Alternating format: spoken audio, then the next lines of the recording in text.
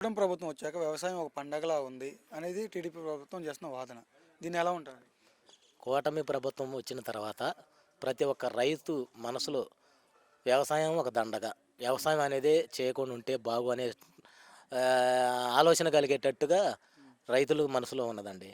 Urea మొన్న ఈ మధ్య బాగా వ్యవసాయం తొలకర మూమెంట్లో యూరియా దొరక్క సచివాలయం కాడ, సొసైటీల కాడ అక్కడెక్కడ క్యూలో నిలబడి ఒక గత వారం రోజుల దాకా ముందుగా దొరికినా కూడా యూరియా సరైనగా దొరికే విధానంలో లేదండి. యూరియా కొరత బాగుంది. ప్రతి ఒక్క పంటకి మెయిన్ యూరియా కలుపుతారు. యూరియా దొరక్క రైతులు నానా అవస్థలు పడ్డారు. మరి యూరియా వల్ల క్యాన్సర్ వస్తుంది కదా! చంద్రబాబు నాయుడు గారే అన్నారు ఈ మాట. యూరియా వల్ల క్యాన్సర్ వస్తే మరి యూరియా తయారు చేయడం ఎందుకండి? అదంతా వాళ్ళ దురాలోచనలేనండి. యూరియా వలన అసలు ప్రతి ఒక్క పంటకే ఏ మందులో పిచికారీ చేయాలని యూరియా కంపల్సరీగా వాడాలండి. యూరియా ఎట్టా క్యాన్సర్ వచ్చింది సార్? అదంతా అంటే వాళ్ళు వాస్తవం. ఇవ్వలేక ఈ మాట చెప్తున్నారు. అవును. వాళ్ళు యూరియా బయటకి డెలివరీ చేసి రైతులకు అందకోకుండా చేయటం కోసం ఇలా వాళ్ళ ప్రచారం చేస్తున్నారు. మీరు ఏం చేస్తూ ఉంటారండి? మేము మామూలుగా ఎలక్ట్రీషియన్. ఇదివరకు మీకు పనులు ఎలా ఉన్నాయి? ఇప్పుడు ఎలా ఉన్నాయి? అదివరకు పనులు బాగున్నాయండి. ఇప్పుడు ఆంధ్రప్రదేశ్లో అంటే రైతులు చల్లగుండి వ్యవసాయం బాగుంటేనే ఏ వర్కర్కైనా, ఎంప్లాయ్కైనా, కూలీలకైనా బాగుండేది. ఈ కూటమి ప్రభుత్వం వచ్చిన తర్వాత రైతుకి గిట్టుబాటు ధర లేక సరైన పంట గతంలో సెప్టెంబర్ నెలలో సెప్టెంబర్ 2వ తారీఖు వరదలు వచ్చినాయండి.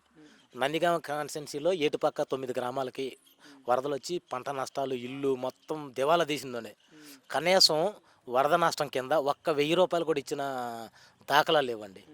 మరి అలాంటప్పుడు ప్రజలకు ఏముంటుందండి? మరి ఇది మంచి ప్రభుత్వం అని పోస్టర్లు కూడా ఇస్తారు కదా! వాళ్ళ చెప్పుకోవటం ఏంటంటే వాళ్ళ ప్రచార ఆర్భాటాలే తప్ప జనాల ఆలోచనలు జనాలకు వచ్చిన ఆలోచన అయితే కాదండి.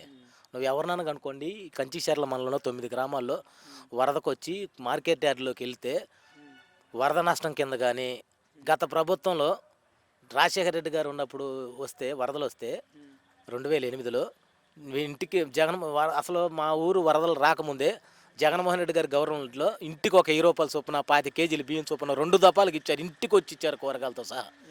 ఇప్పుడు కనీసం ఆఫీసులు చుట్టినా కూడా వరద బాధితుల కింద చెవిటికల్లు గ్రామస్తులు కానీ ఇక్కడ ఈ మండలంలో ఉన్న సగం మంది గ్రామాలలో మండల ఆఫీసులకు పోయి ధర్నాలు చేసిన దాఖలాలు ఉన్నాయి. అయినా ఎవరో పట్టించుకోలేదండి. వరదలకు మాత్రం సర్వం కోల్పోయారు.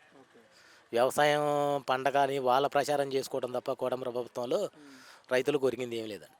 ఇప్పుడు ప్రభుత్వం అనేది ఎలా పనిచేస్తుంది అంటున్నారు? అంటే వాళ్ళేమో మాది మంచి ప్రభుత్వం అంటున్నారు.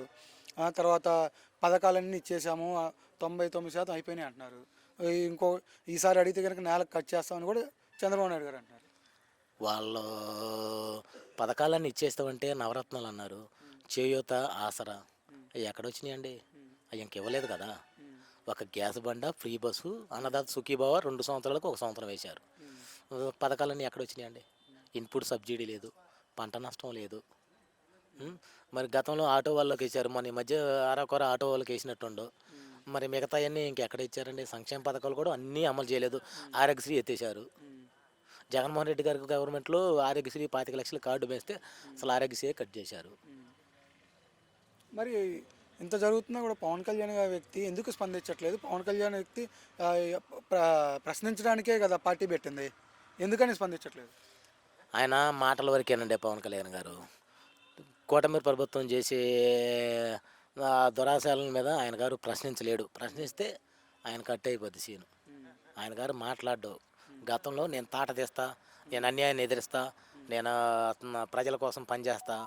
గతంలో 2014లో చంద్రబాబు నాయుడు గారిని టీడీపీ ప్రభుత్వం తిట్టి, అదే 2019లో టీడీపీ ప్రభుత్వంతో ఆయన జత కలిశాడంటే ఇక మీరే అర్థం చేసుకోవాలి.